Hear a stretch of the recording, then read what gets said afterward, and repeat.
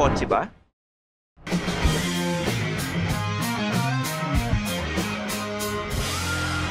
Feel kotse na.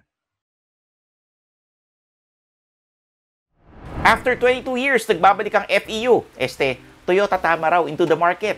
Hindi na ito pampamilyang sasakyan and instead, it's one na magagamit mo sa negosyo mo. This is based on the Hilux this time, so mas malaki at mas matibay na siya. Single cab design lang ang lahat ng body options, so talagang pangbuhatan.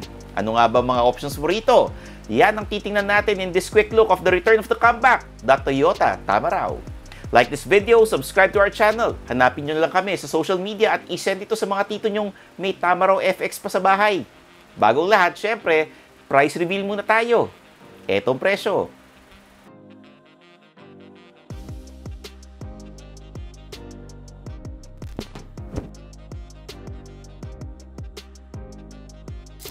So, unang hatian ng Tamaraw ay ang engine. May choice ka kung gusto mo ng gas o diesel. Sa gas, meron tayong 2-liter that makes 139 horsepower and 183 Nm of torque na available lang with a 5-speed manual.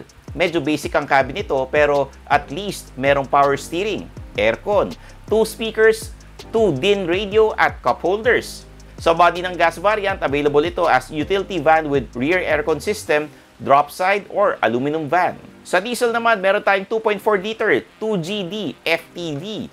It makes 150 horsepower and 343 Nm of torque for the 5-speed manual variant. Available din ito with a 6-speed matic pero it has the 2GD FTV high na ginagamit din sa Toyota Fortuner.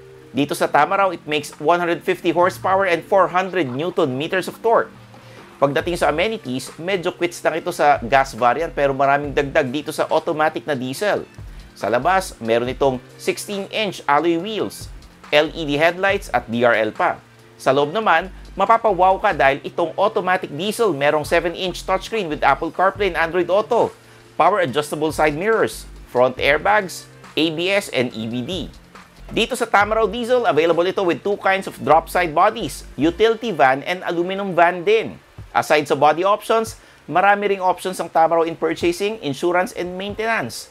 Pero, dahil sa dami nun, the best way is pumunta sa nearest Toyota dealership sa inyo para mag-inquire.